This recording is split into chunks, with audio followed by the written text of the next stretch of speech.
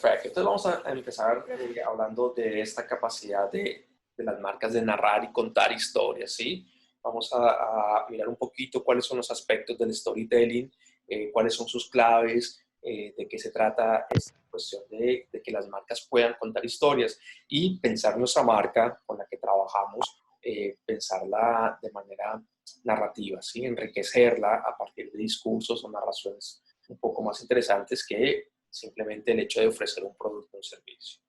Entonces, toda la presentación la vamos a ver a través de la investigación de Cristian Salmón, es el investigador de marketing en general.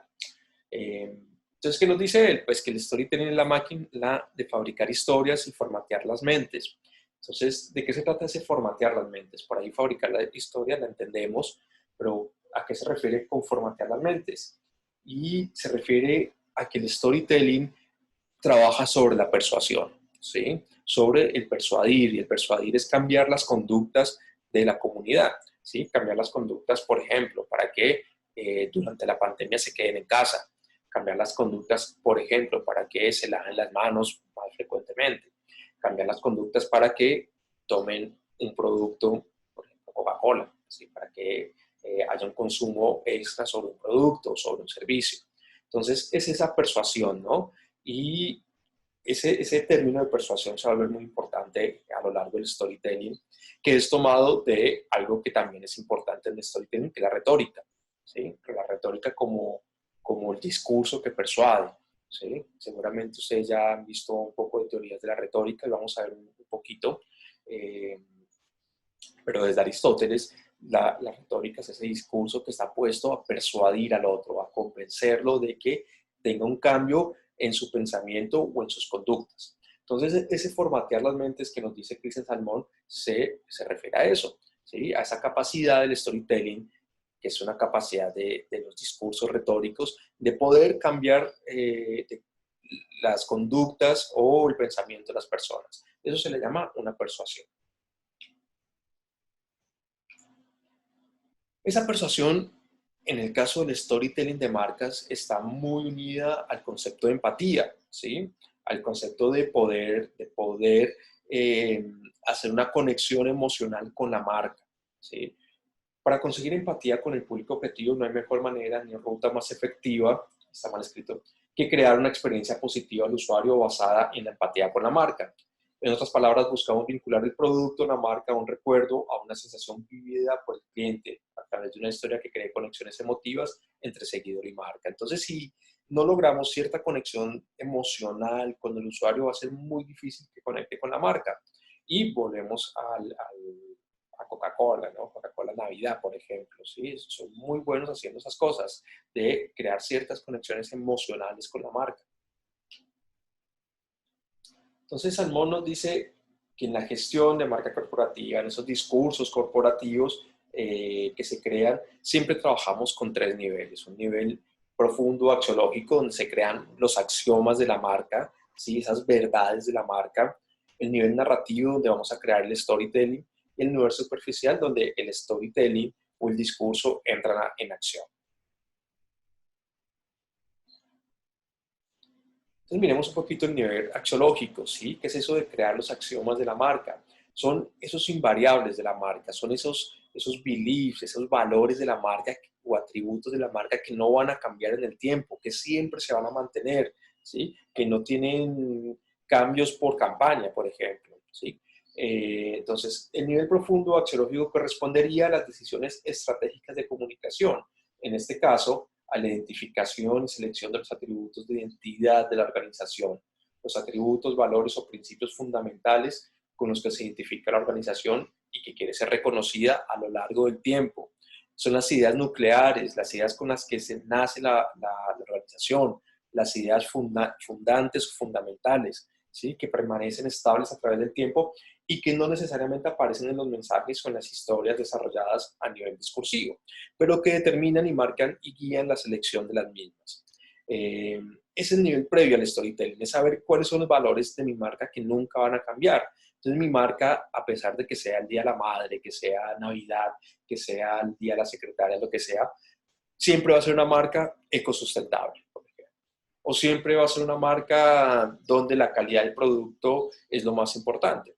Entonces, por ejemplo, pensemos otra marca, BMW, ¿sí? Entonces no importa que sea un nuevo auto, ¿sí? Que saquen el nuevo auto familiar, el nuevo auto más deportivo, lo que sea, siempre va a haber un valor de alta gama o de industria alemana impregnada en ese auto, ¿sí? Entonces son esos valores que nunca van a cambiar en el tiempo o que si cambian en algún momento, igual van a permanecer por mucho tiempo, ¿sí? Que no están atados a los cambios del mercado, por ejemplo, que no están atados a las efemérides del mercado, las efemérides como la Navidad, la Pascua, el Día de las Madres, el Día del Padre, lo que sea. ¿Sí? A esas efemérides, esas coyunturas, por ejemplo, lo que estamos viviendo del COVID, ¿sí? Que no estén sujetos a que haya un cambio coyuntural y esos valores cambian, sino que se mantienen por todo el tiempo, desde la fundación casi, ¿sí? Son las ideas nucleares.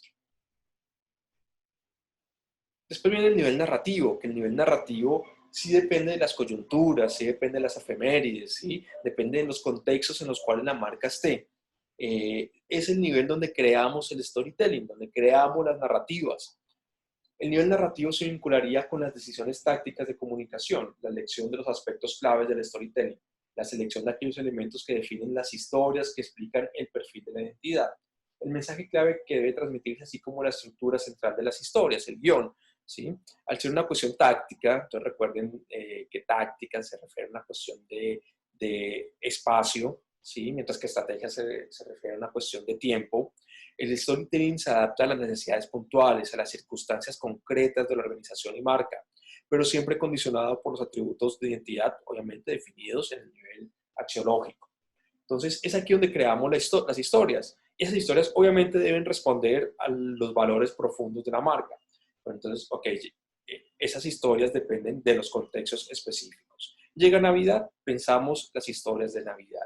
Cuando levanten el confinamiento, vamos a ver muchas marcas trabajando sobre esa narrativa de la libertad, del estar libres, del encontrarnos nuevamente, del reencontrarnos en familia, de reencontrar las amistades, ¿sí? Pues se van a disparar un montón de esas narrativas, aprovechando la coyuntura que da el cierre del confinamiento, ¿sí? O el final del confinamiento.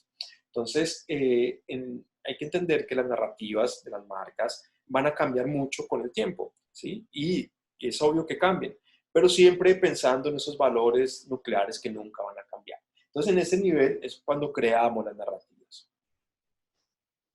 Y después tendríamos el nivel superficial, que es cuando esas narrativas se ponen en acción. Cuando decimos, ok, ya tenemos una historia, ahora vamos a pensar cómo llevamos esa historia al público, ¿sí? Entonces, cuando empezamos a pensar cuáles son los medios, cuáles son las estrategias para que esa historia se haga realidad. ¿Sí? El nivel superficial responde a los aspectos operativos de la comunicación, que es cuando el storytelling se hace tangible, cuando se hace real. El desarrollo concreto de las historias implementadas a través de diversas acciones, actividades, herramientas, medios o soportes, ¿sí? Y aquí, bueno, entra ese concepto de transmedia o de crossmedia, ¿sí?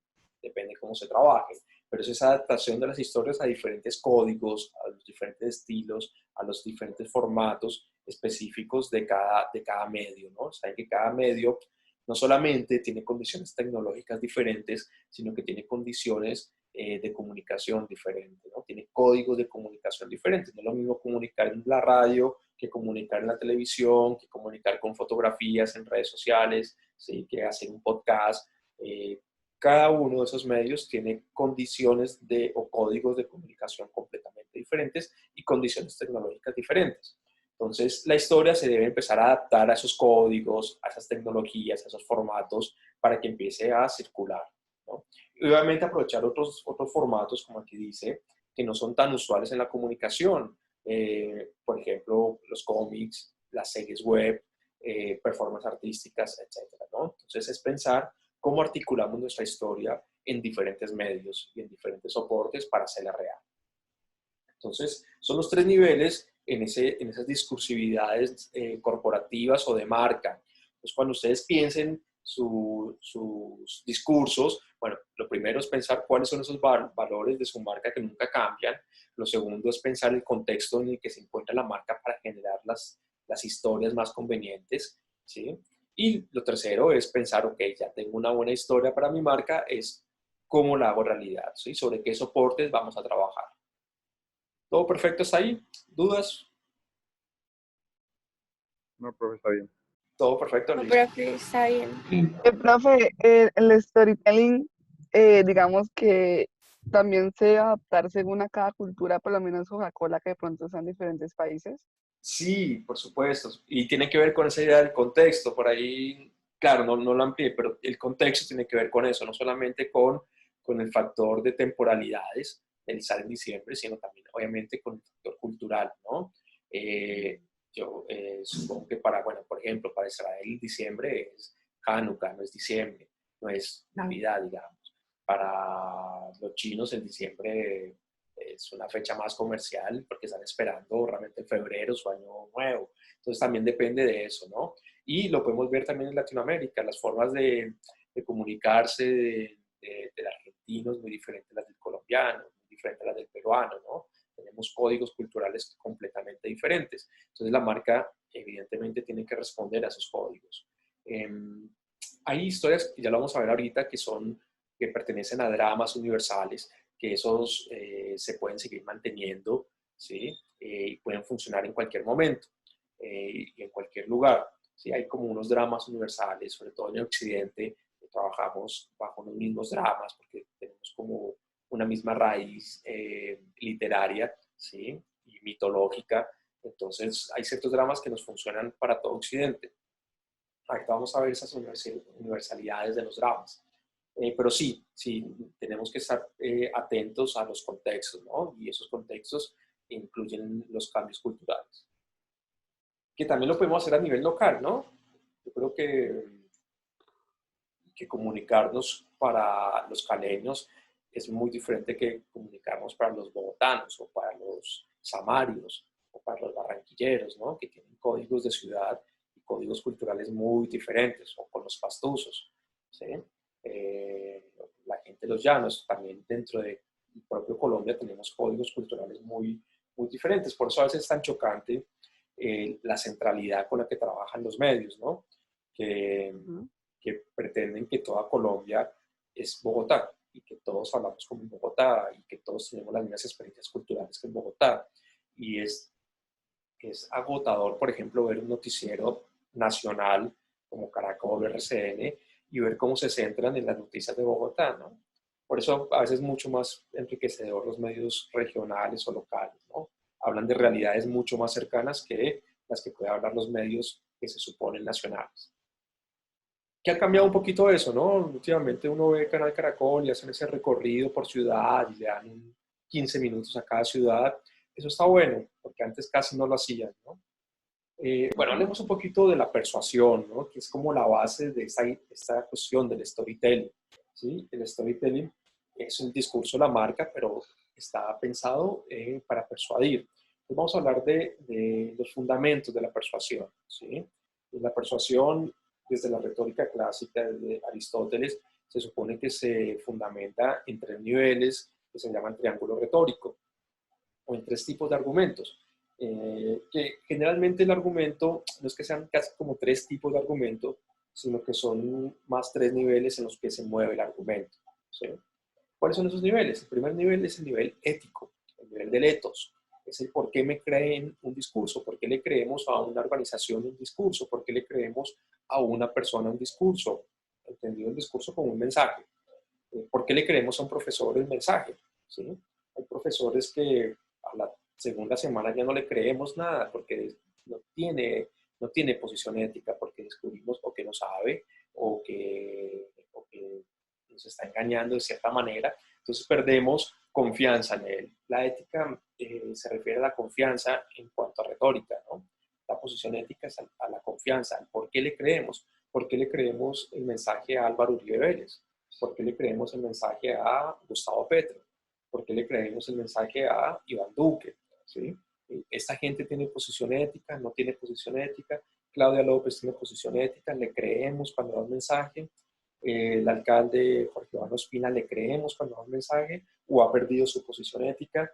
¿Sí? La Universidad Autónoma de Occidente tiene una posición ética o esa posición ética se ha visto afectada últimamente o no, o la ha fortalecido. ¿Sí? Entonces es la percepción de esa confianza que tenemos, esa percepción de verdad que tenemos en aquel que está enunciando, ¿no? Antes, por ahí, las posiciones éticas eran muy fuertes o no eran tan vulnerables como ahora. Hoy las posiciones éticas corporativas son mucho más vulnerables con toda la cuestión de las redes sociales. Una mala referencia, una mala reseña, un mal comentario en una red social afecta gravemente la posición ética de las empresas, de las corporaciones. Hoy en día son mucho más cuidadosos con eso. Antes, por ejemplo, si es que tenían canales de quejas del público, si es que eso existía, eran muy privadas, ¿sí? Eran completamente privadas. ¿Sí? Era alguien, uno tenía que llamar y si había alguien que le contestara, pues recibía la queja y realmente no había mucho seguimiento sobre eso. Hoy en día no es tan así, ¿sí? Y por más de que hay leyes que nos protegen a veces contra los abusos de ciertas entidades, también hay una sanción social. Y la sanción social, sobre todo en entidades privadas, es muy importante. Eh, Intentan, por ejemplo, siempre mantener una alta calidad del servicio, una alta calidad de esos productos, etcétera, ¿no? Para evitar esas sanciones sociales que hagan mellas sobre su posicionamiento ético. Entonces, hoy en día eso se vuelve mucho más importante. Por ejemplo, en la página web, ¿cómo trabajamos el posicionamiento ético de nuestras marcas? A través de los testimonios. ¿Sí? Con esos testimonios, con esa pequeña sección de testimonios, intentábamos darle posición ética a nuestra página web, ¿no? Credibilidad, decir, ok, si hay gente que está opinando de esta manera sobre esta marca, es porque quizás sea muy buena. Entonces, eso es una forma de darle posición ética a la marca. La otra, obviamente, es las evaluaciones que recibimos, las valoraciones que recibimos del público, los comentarios que recibimos del público en redes sociales, bueno, cualquier valor agregado positivo en los mensajes del público hacia nuestra marca van a fortalecer el posicionamiento ético. Entonces, el primer orden, el primer nivel en el que se tiene que mover una marca es asegurarse en la credibilidad, asegurarse de que sea creíble para el público. Entonces, fortalecer su ética. Ética en cuanto a retórica, porque bueno, la ética es un concepto que va a cambiar mucho en la filosofía occidental a lo largo del tiempo, ¿no? En cuanto a retórica, se refiere a la credibilidad, al valor moral de aquel que enuncia, del orador. Después tenemos el nivel logos o el nivel lógico, ¿sí? Es un nivel en el cual la persuasión intenta trabajar cuando genera mensajes lógicos, cuando apela a la razón de aquel que está escuchando, ¿sí? Cuando intenta desde la lógica, desde la razón persuadir, ¿sí? Es ese mensaje que intenta persuadir al otro a través de un convencimiento de la razón. Es un mensaje que realmente es muy difícil que persuada, porque cuando trabajamos a nivel de la razón, dentro de la razón siempre está la duda, ¿sí? Y siempre vamos a dudar sobre la razón del otro. ¿Y de qué depende que el mensaje funcione a nivel lógico? Pues de la posición ética, ¿sí? De la posición ética. Cuando, por ejemplo, dos personas que se encuentran con una misma posición ética, es muy difícil que tengan un momento de persuasión. Por ejemplo, piensen en una pelea o una discusión entre un ateo y un creyente, ¿sí? No van a llegar a ningún punto porque la duda sobre el otro, sobre la razón del otro, hace imposible que la persuasión sea efectiva, ¿no? Son dos estructuras de razón que se están chocando porque no hay posicionamiento ético. Se supone que cuando ustedes van a la universidad o cuando, bueno, yo también voy a la universidad y escucho a mis profesores, yo supongo o les doy un valor ético para permitir que sus posicionamientos lógicos me persuadan, ¿sí? Obviamente yo tengo un nivel de duda, pero estoy desarmado frente al valor ético de mi profesor, ¿sí? Porque entiendo que él sabe más que yo. Entonces dejo que me persuada, dejo que su razonamiento, dejo que sus lógicas calen en mi pensamiento. Es el nivel donde, por ejemplo, la política debería manejarse, en la persuasión lógica, en la persuasión de razonamientos. Sin embargo, desde hace muchos años para acá, 15, 20 años, vemos que la política no se maneja en esos niveles. Ustedes pueden ver los spots publicitarios de los políticos y todos son exactamente iguales, todos trabajan sobre los mismos lugares. Mejorar la seguridad, mejorar la educación, mejorar el bienestar, asegurar el progreso de la nación, ¿sí? Son ideas totalmente vacías, que no tienen fondo racional, que no nos están contando nada. ¿Pero por qué? Porque ellos están trabajando en otro nivel, que es el nivel en el cual trabaja la publicidad, que es el nivel del pathos, es el nivel emocional, ¿sí? Nosotros hemos visto cómo últimamente la política, sobre todo en momentos de campaña, se trabaja a un nivel emocional, no a un nivel lógico. Y es obvio por los tiempos reducidos que tienen de exposición. ¿Y por qué es obvio? Porque el nivel pathos o el nivel emocional tiene un poder de persuasión mucho más grande que el nivel lógico, ¿sí?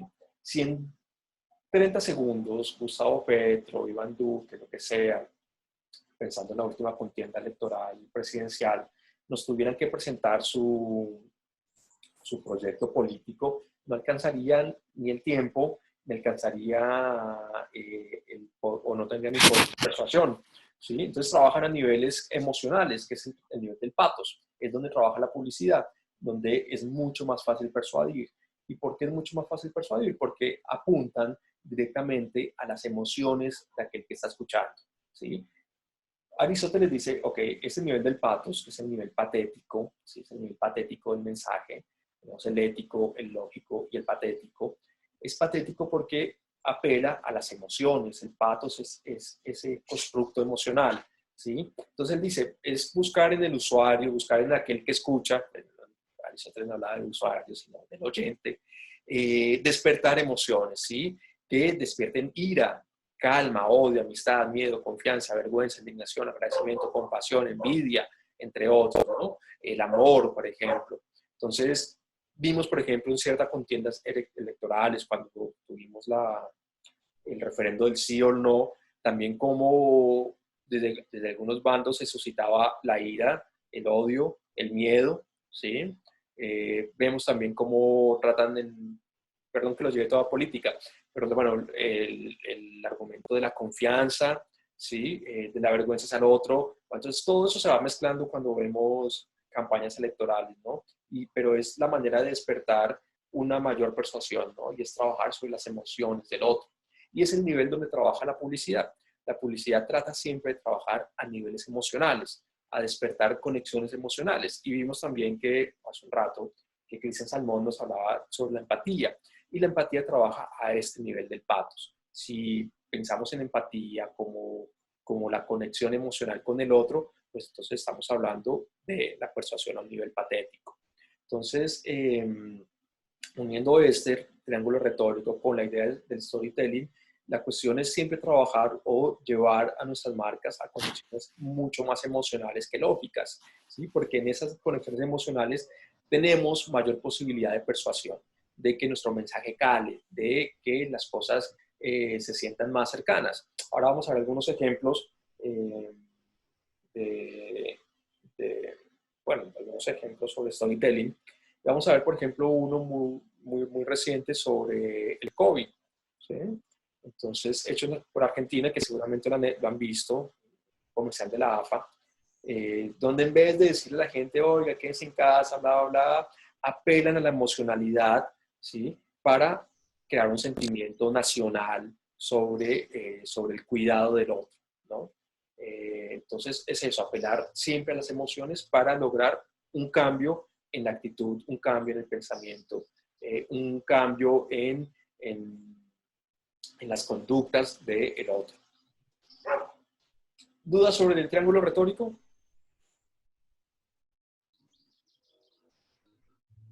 Ok, continúo. No, profe, está claro.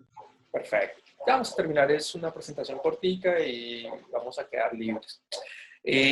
Claves del storytelling. Otra vez volvemos a Cristian Salmón. Entonces él nos dice, ok, hay unas claves en estas discursos corporativos que hay que tener en cuenta, que son muy importantes, ¿sí?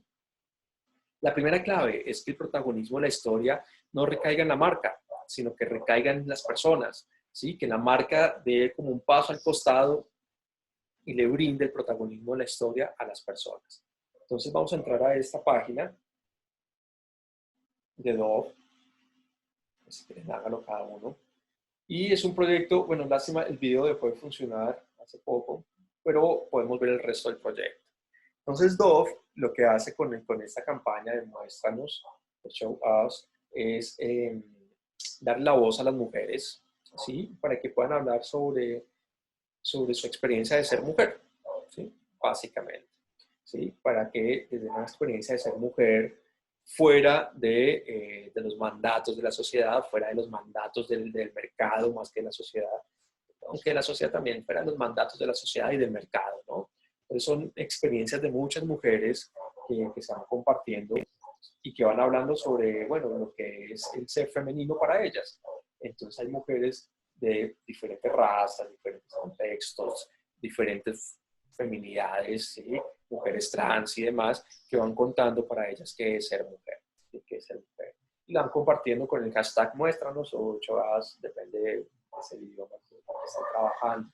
Entonces eran muchos testimonios de muchas mujeres de diferentes tipos, diferentes culturas, diferentes pensamientos, ¿sí? Etcétera.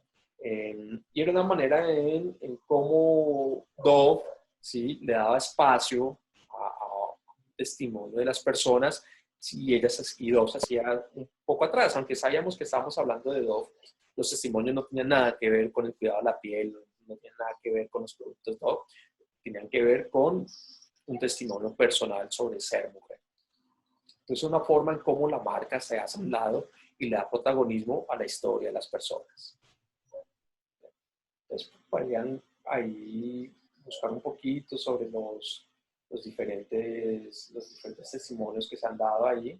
¿Sí?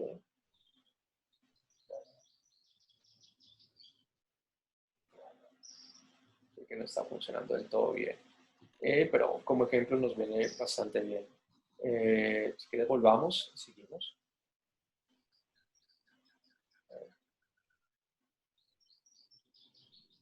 Listo. Oh, me mandó muy atrás. Vamos. Listo. Entonces la primera clave es eso, ¿no? Cuando estamos haciendo storytelling es poder echarnos un poquito atrás en la marca y darle voz a los usuarios, que los usuarios o nuestros seguidores, esa comunidad, sea la que tenga mucho más voz. ¿Sí? Eso sería como el primer paso del storytelling, la primera gran clave del storytelling. Saber acallar la marca para que la voz de los usuarios tomen mucho más preponderancia. Segunda clave, nos dice Salmón, que al humanizar las marcas, ¿sí? Logramos una mayor identificación del público con estas. Entonces, no solamente somos una empresa que hace vestidos de baño, no solamente somos una empresa que cría marranitos, sino que buscamos algo más, ¿sí? Buscamos un bienestar social de cierta manera o un bienestar personal o pensamos en situaciones mucho más profundas que simplemente estar en el mercado, vender un producto, ¿sí? Entonces es, de cierta manera, humanizar la marca, ¿sí? Mostrar que la marca está ayudando o aunque sea muy banal, ¿sí? Aunque parezca banal, no es que no sea, aunque parezca banal, buscar que en esa banalidad hay algo profundo y es, bueno, te ayudamos a sentirte mejor como persona, sentirte más bello, más bella como persona, sentirte más amada, sentirte, etcétera, etcétera. ¿Sí? Buscar profundidad en eso que a veces parece tan banal. Todas las marcas lo pueden hacer de cierta manera. ¿Sí? Cómo ayudan a una familia, cómo ayudan a una persona, cómo ayudan a una sociedad. Entonces vamos a ver un poquito el Hospital Garraham. El Hospital Garraham es un hospital pediátrico, de última tecnología. ¿Sí? Y vamos a ver cómo ellos no se centran en sus instalaciones, no se centran en su tecnología de última generación, sino se centran siempre en sus trabajadores. Todas las publicaciones que hacen en su red social en general, no voy a decir todas al 100%, pero en general un 90, un 80%, tratan sobre los trabajadores, ¿sí? O sobre los pacientes. ¿Sí? Nunca nos están dando el paseo por las nuevas instalaciones o nos están contando cuántas camas tienen disponibles para los niños, ni que han abierto oncología pediátrica, sino que están hablando siempre desde sus trabajadores o desde los pacientes. Vamos a entrar un poquito.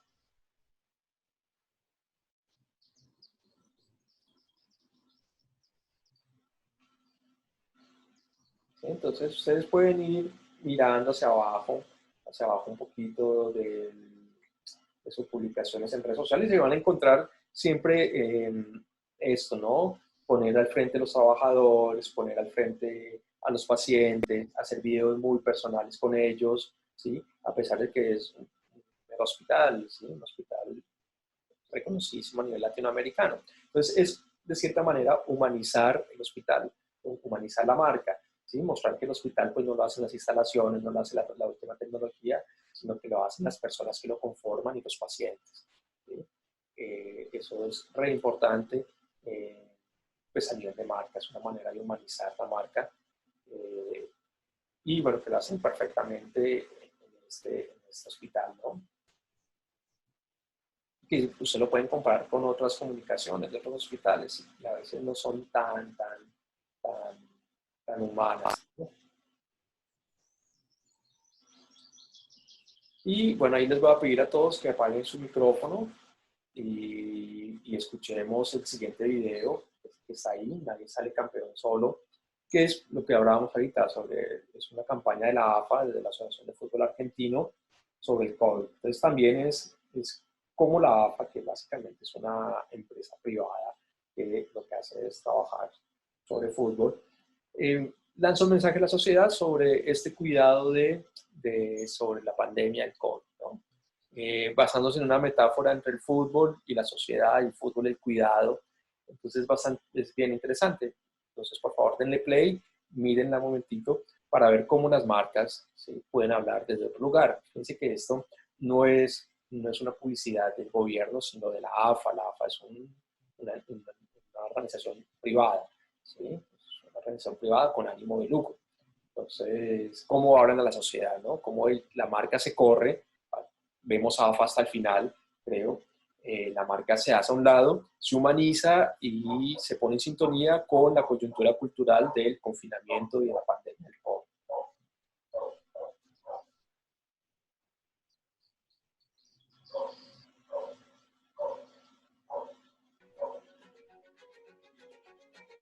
Nadie sale campeón solo. Ni Diego en el 86, que sin ese gol del burro en la final no hubiera levantado la copa, ¿o no? Kempes lo tenía a Filiol. Y Argentina te tiene a vos. Y te necesita para ganar. Hoy tenemos el partido más difícil de nuestra historia. El más difícil que alguna vez nos haya tocado jugar. ¿Sabes por qué? Porque los argentinos no sabíamos lo que significaba extrañar hasta hoy.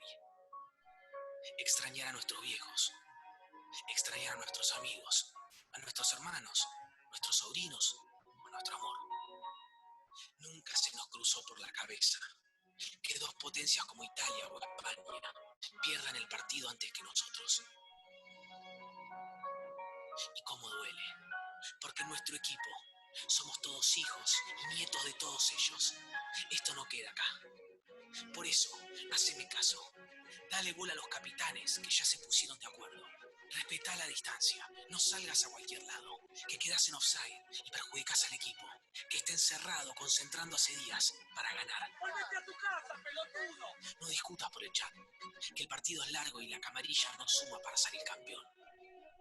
Mira toda la gente que te banca afuera. Hay médicos y policías que se exponen todos los días por si vos te lesionás. No se amontonen todos arriba o abajo. A la Argentina le sobra espacio. Toquen, pero guarda con la mano. Abran la cancha, ventilen cada vez que puedan. Porque aunque parezca que el rival no existe, es peligrosísimo a la hora de atacar. ¿Y vos no darías las 2 copas que tenemos por ganar esta Pensá en tus viejos y en tus abuelos, cuando todo esto termine y ya no tengan que rezar. Vamos, Argentina, esto va en serio. Cueste lo que cueste, este partido lo ganamos jugando en equipo. Porque en este país hay una fuerza que es más fuerte que cualquier pandemia. La de volver a encontrarnos, adentro de la cancha o en cualquier otro lugar.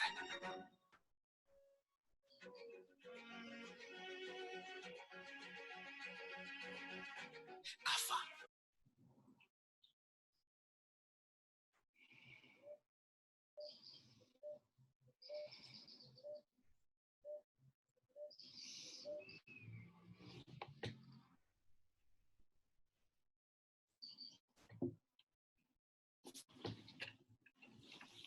¿Listos? Sí, profe. Bueno, entonces, Sí, profe. es la segunda clave, es muy clara, ¿no? Y es tratar de humanizar la marca, no mostrarse siempre en el mercado como un vendedor de un producto, un vendedor de un servicio. Entonces, la primera clave era que la marca pueda hacerse atrás para dar voz a su comunidad. La segunda clave es tratar de humanizar las marcas, ¿sí? Cuando tengamos que asumir la voz, mostrarnos como una marca mucho más humanizada, ¿sí? Pensar en esos discursos, además sumamente empáticos. Si vemos ese comercial era sumamente empático, emocional, ¿sí? Que buscaba, bueno, cambiar ciertas conductas. La tercera clave que nos da Salmón es que cuando logramos cierta identificación, cuando logramos esa empatía con el público, pues ya tenemos abierto un mundo gigantesco de emociones, ¿sí? Cuando logramos conectar con el público, ya podemos trabajar sobre las emociones del otro y tratar desde esa empatía, desde esa emocionalidad, generar los cambios que estamos buscando. Y aquí, pues, dejo un ejemplo, que es Save the Children, esa ONG internacional y que trabaja con los niños. Seguramente han visto muchos comerciales. Ellos siempre trabajan desde la empatía, tratando de que nosotros o las personas eh, logremos tener una empatía con los niños en situaciones desfavorables de guerra o situaciones desfavorables de marginalidad, etcétera.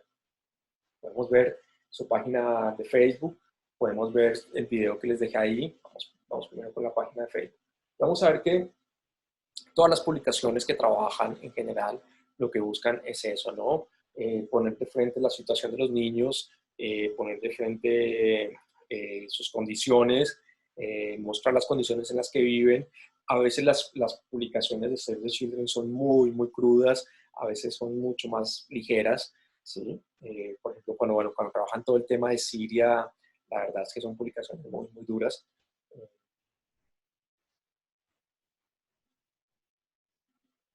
Pero en general, sin importar si son muy duras las publicaciones o no, siempre están trabajando con esa idea de lograr una empatía con las situaciones que viven los niños, ¿no?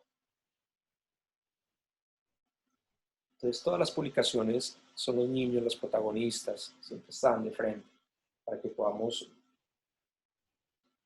conectar con sus situaciones.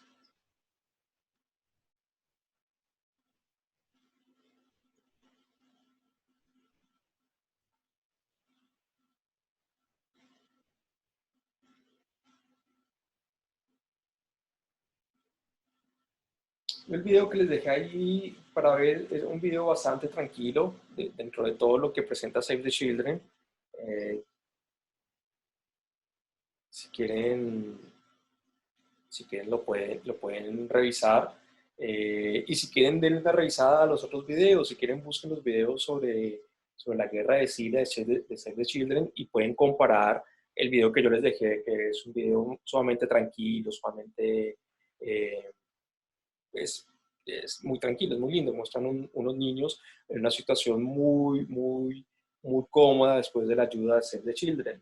Pero van a encontrar también videos ahí en su canal de YouTube muy, muy fuertes, ¿no? Entonces lo que buscan siempre es hacer un choque de emociones, que uno encuentre una empatía con estos nenes. Entonces, bueno, si quieren bajen el volumen y tómense unos 3 minuticos para ver unos videos, el que yo les envié, y ahí pueden buscar otros videos de la organización, ¿vale?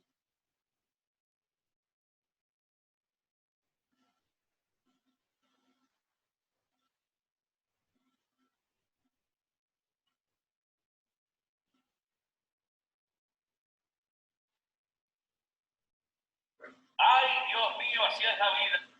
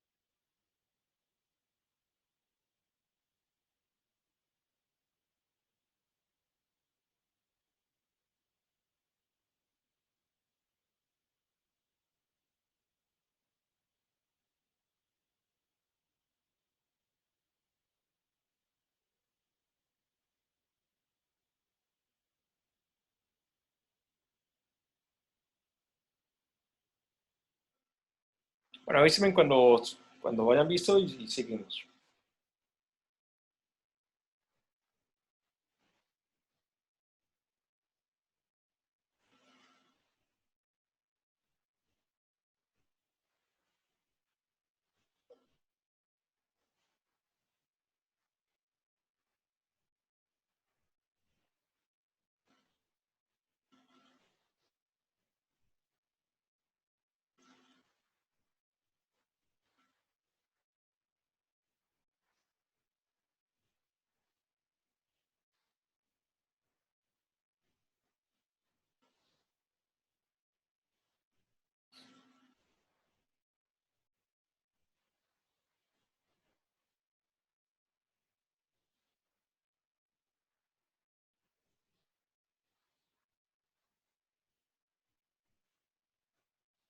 ¿Listos?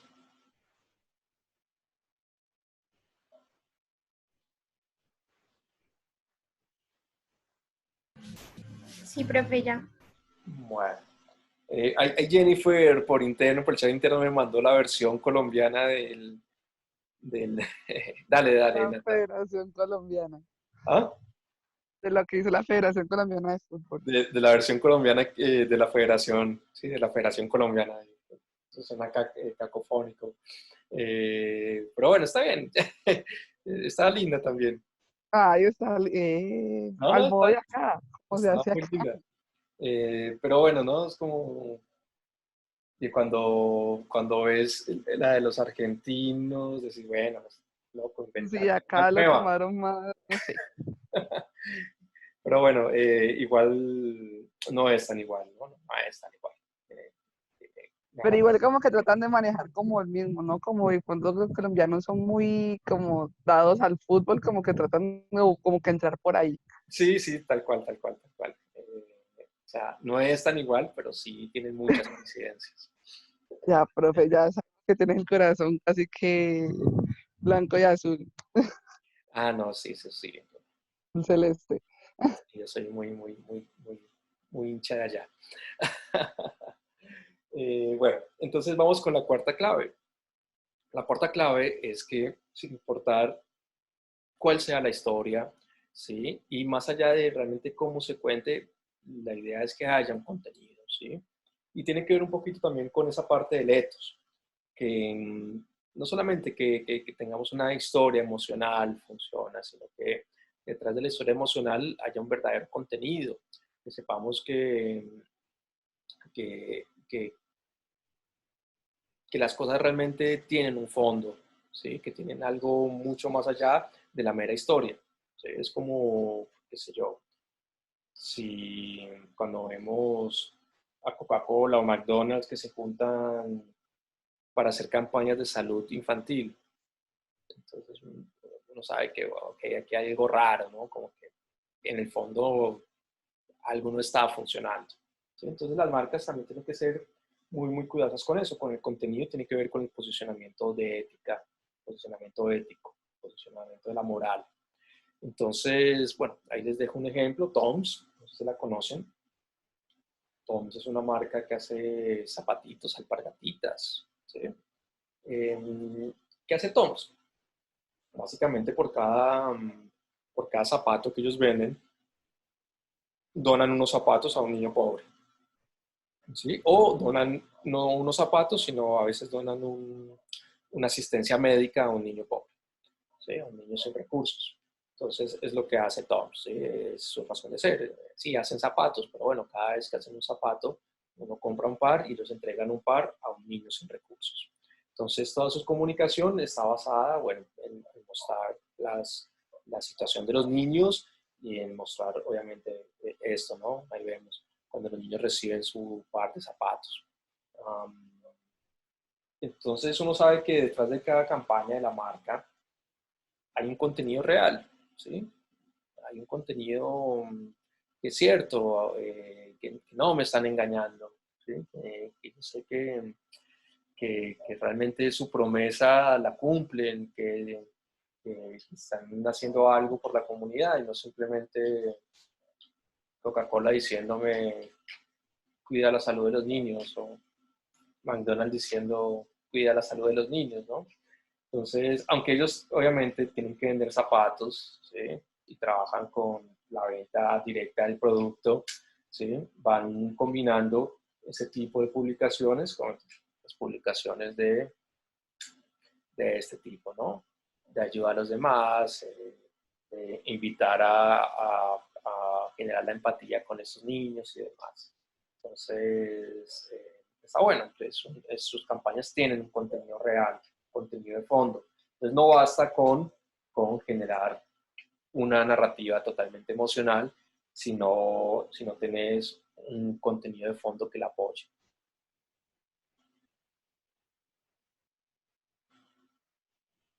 Ya vamos a cerrar. Profe, Sí. pregunta, ¿y usualmente o necesariamente esos contenidos de apoyo en el storytelling para la empresa van direccionados como a esa especie de cosas que uno hace en fundaciones o No, para apoyar? para nada. Sino que obviamente a las fundaciones les queda mucho más sencillo. Igual fíjate que esas son claves, no son reglas. Son como, ok, estaría bueno si se cumple esto, ¿sí? Obviamente a las fundaciones les queda mucho más fácil hacer cierto tipo de narraciones, cierto tipo de narrativas, eh, cierto tipo de narrativas que a otro tipo de empresas, ¿sí? Otro tipo de empresas es más difícil, pero no quiere decir que no se pueda, ¿sí? No se puede. Y lo vemos con Coca-Cola. Coca-Cola son genios haciendo storytelling, ¿sí? Lo vemos con, bueno, Cine Colombia, son muy buenos haciendo storytelling, narrativas, con toda esa movida del cine, del cine por las ciudades y por los pueblos, cine carretera, lo hicieron bastante bien. Y vemos, bueno, por ejemplo, ya pensando otra vez en marcas argentinas, los argentinos son muy buenos con esas narrativas de publicidad. Quilmes, ¿sí? Ustedes ven las narrativas de Quilmes, en general las publicidades de Quilmes, los invito a verlas, son muy buenas en ese Sí. crear narrativas emocionales hacia el público, ¿no? Porque encuentran las coyunturas culturales perfectas, porque ya tienen un training sobre esas emocionalidades casi culturales del pueblo argentino, entonces las saben aprovechar muy bien. Entonces no solamente es para fundaciones o para trabajo en fundaciones, sino bueno, empresas privadas, muchas lo hacen muy bien, de manera muy, muy, muy bien. Vamos a ver, por ejemplo, ahora una publicidad de Kodak y entrando a esa clave del storytelling, que son los dramas universales, ¿sí? Y lo que hablábamos hace un rato. Cuando se trabaja en dramas universales, hay una conexión emocional con el público de manera que es mucho más fácil. ¿Cuáles son esos dramas universales? Son los dramas que han estado presentes en toda la mitología occidental y en toda la literatura occidental, como el amor, como la pertenencia, la aceptación, como la muerte, ¿sí? Podemos encontrar muchas publicidades que trabajan con esos dramas, ¿no? Entonces, los invito a que veamos esta de Kodak, apaguen los micrófonos, la ven al volumen que ustedes quieran, que es sobre la aceptación, sobre el amor, sobre el rechazo, y cómo, bueno, al final todo se salda con una fotografía, ¿no? Les hice un spoiler ahí. Vean la publicidad y la hablamos al final.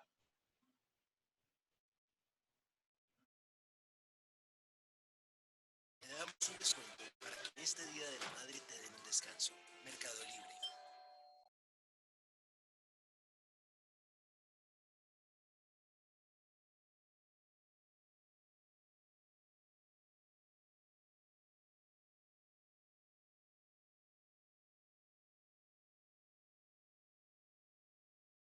Get on third base over here. Come on, John, let's move it, move it. Don't put your hand inside the glove. Let the glove do the work. Hey, Joan. Good to see you again. How are your parents? They're doing well, ma'am.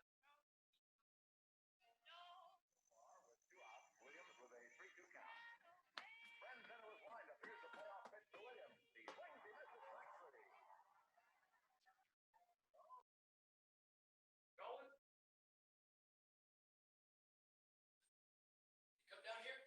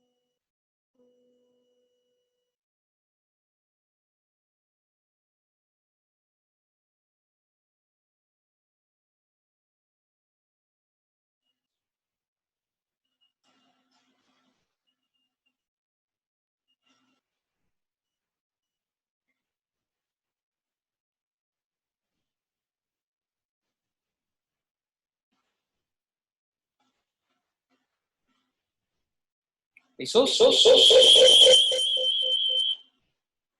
Perdón, Sí, ese eco fue mi culpa. ¿Listos? Bueno, entonces fíjense cómo Buen trabajan con comercial, más universal. muy buen comercial. Y es una marca Kodak, que es una marca totalmente empresarial, totalmente industrial. Recuerden, la marca que tiene como 100 años en la industria de la fotografía. Primero como productoras de celuloide y películas para cine, después para fotografía y ahora hacen cámaras, ¿no? Entonces, bueno, básicamente es eso, aprovechar un drama universal, pues el amor, el rechazo, la muerte, el odio, bla, bla, bla, para desde ahí generar el discurso. Y también nos vemos cómo la marca se echa para atrás, ¿no? Es como una constante en ese tipo de storytelling. la marca si acaso aparece al final como es la que marca, sí, es el identificador gráfico al final marca, pero no está presente todo el tiempo. A la marca no le interesa estar presente, sino darle la voz a las historias de las personas. Y la última clave, el marketing experiencial, sí, puede crear momentos de fuerte recordación asociados a un estímulo positivo. ¿Qué es el marketing experiencial? Es cuando ponemos en ciertas situaciones a las personas, ¿sí?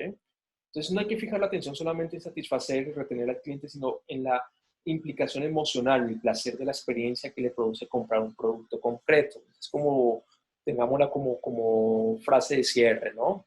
Y miremos si quieren la de Starbucks y si nos queda tiempo miramos la de TNT. Entonces es como introducir a una persona en una situación y desde ahí crear una narrativa de marca. Entonces miremos la de Starbucks. Es que existe todavía. Puse mal el enlace.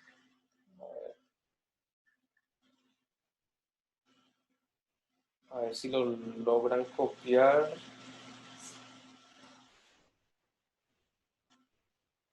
Sí, no le den clic, sino copienlo y péguenlo en su navegador.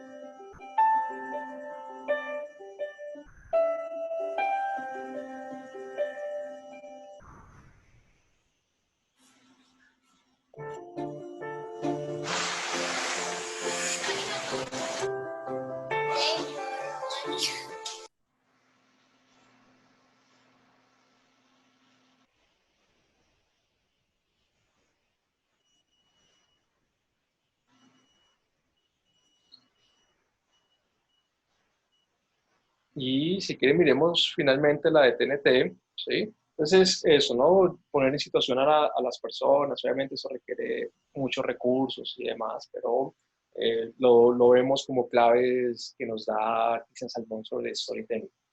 Tenemos la de TNT, que es verdaderamente divertida. Le damos un descuento para que en este Día de la Madre te den un descanso. Mercado Libre.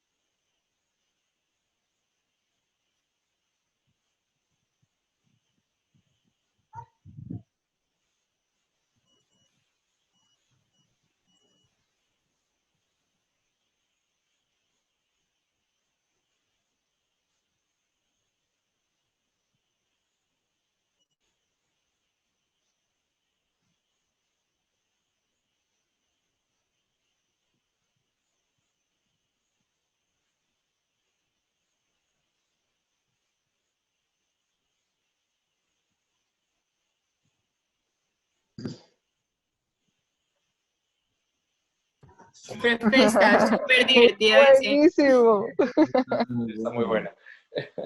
Bueno, chicos, entonces era eso, iba a ver un poquito claves del storytelling, de entender que las marcas las podemos hacer hablar desde otros lugares, por ahí más interesantes que simplemente narrativas de comercio, y que podríamos tener conexiones con nuestras comunidades de seguidores mucho más profundas, ¿no? Si trabajamos con narrativas también mucho más profundas.